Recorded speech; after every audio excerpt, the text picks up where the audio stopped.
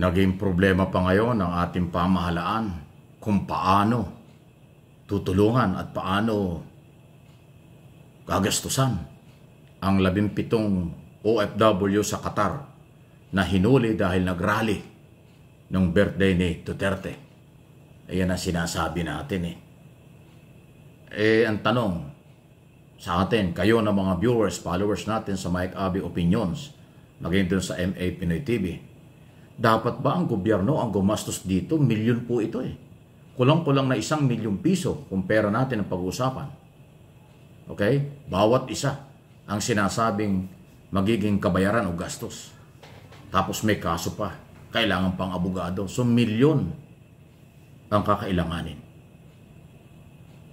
Ang gobyerno ba ay may kasalanan at obligasyon sa ganyang klaseng galaw?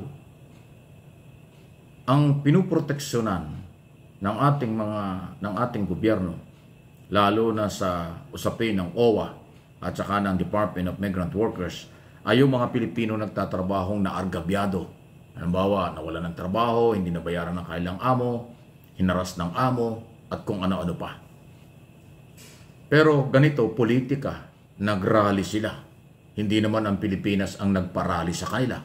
Ang nagparally sa kanila ay ang kampo ng mga taga-suporta ni Duterte. Kung volunteer man yan o may nag-utos sa kanila, kanilang diskarte yon. Private, pribadong galaw nila yon. Ngayong may problema na, ang gobyernong Pilipinas, tayong mga Pilipino, ang namumblema dyan dahil tayo ang gagastos.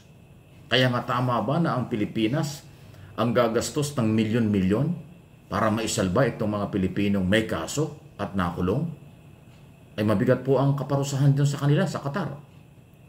Kasi bawal na bawal sa kanila ang political rally. Ang mga taga-Qatar hindi nagrarally. Ay kung dayuhan pa kayo tulad ng mga OFW na magrarally doon, ang feeling sa noon ng mga taga-Qatar nang gugulo kayo, political issue, bawal na bawal sa kanilang kultura, ay laking pananagutan nun. Kaya ngayon, namumblema ang ating gobyerno through Department of Foreign Affairs at ang ating ambassador sa Middle East kung paano sila tulungan.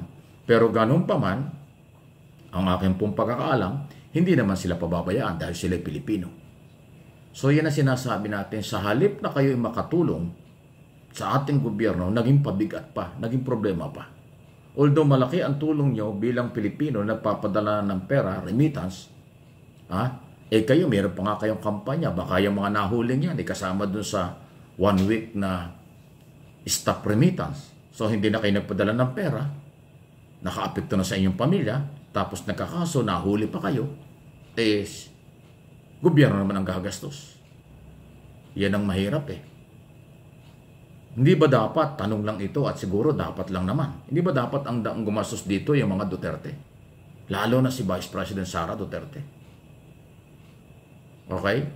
O kung sino man na dapat ay o nag-organisa, dapat silang gumastos. Kasi meron silang panawagan na rally noong birthday ni Duterte noong March 28. Na hindi nila inisip na inibawal dun sa kanilang kinalagyan ng mga bansa. Hindi naman katulad sa Amerika at ilang parte ng Europe na legal lang at okay lang ang rally kahit may mga limitasyon. Pero sa Middle East, especially sa Qatar, ay bawal na bawal pala. Paano ngayon yan? Pero hindi naman kayo titiisin ng pamahalaan ni Pangulong Marcos, tutulungan pa rin. Kaya lang, dagdag na problema, dagdag na gastos. Na inyo naman personal na galaw, inyong personal na aksyon na wala namang kinalaman ng Estado at wala namang kinalaman ng Philippine government. Yan ay bahagi lang ng inyong pagsuporta kay Duterte. Pero ngayong may problema na kayo, gobyerno ang tutulong o gobyerno ang inyong lalapitan. Parang hindi tama, Anong inyong masasabi dyan?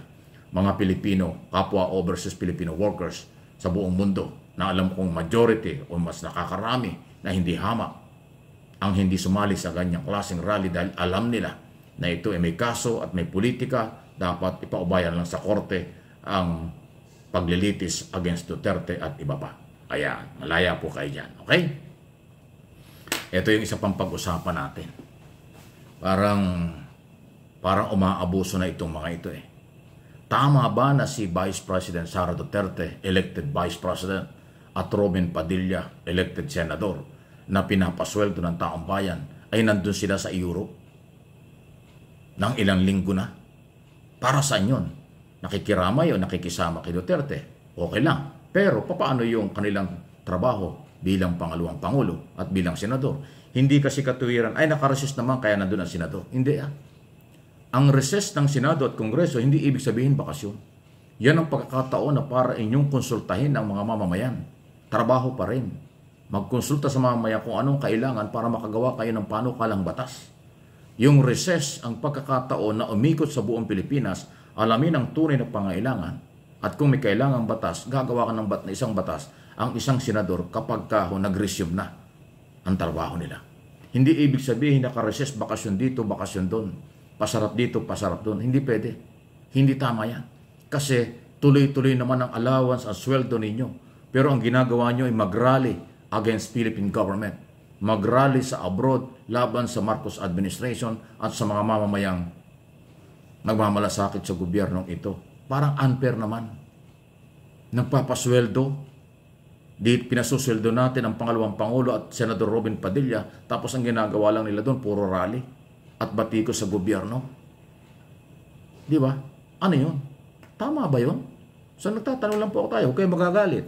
Although yung mga maka-Duterte, saradong isip, hindi niya naintindihan ang ating pagtalakay sa lahat ng iso ay parte lang ng trabaho. Kung anong balita, tinatalakay. Kung anong ginagawa nila, yun ang ating tinatalakay at binibigyan ng opinyon. Hindi batikos ito, nagtatanong lang.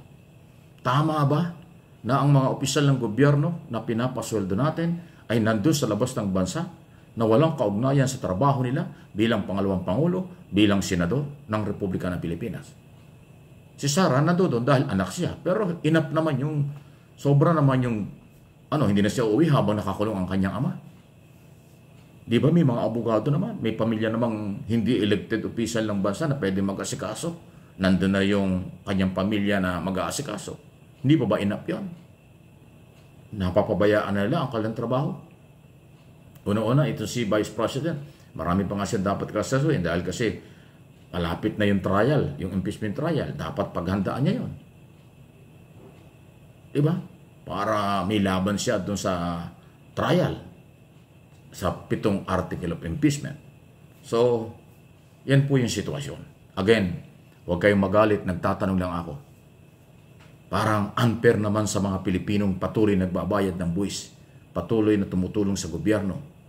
Pag sila, mga Pilipino, kababayan natin, nagkaroon ng problema, tutulungan ng gobyerno. Yun naman mga elected official ng ating bansa, sa halip na magtrabaho, kahit pag nandito, kahit naka-recess, nandoon at iba ang ginagawa. Pero tuloy ang sweldo, tuloy ang allowance, tuloy ang lahat ng kanilang binipisyong natatanggap. Samantalang maraming Pilipino, no work, no pay. Pag hindi pumasok, walang kita. Hindi regular ang sweldo, pero patuloy nagbabayad ng buwis. Ano po inyong masasabi niyan? Tama ba ang kailang ginagawa? Or abuso na? Please like and share ng video ito.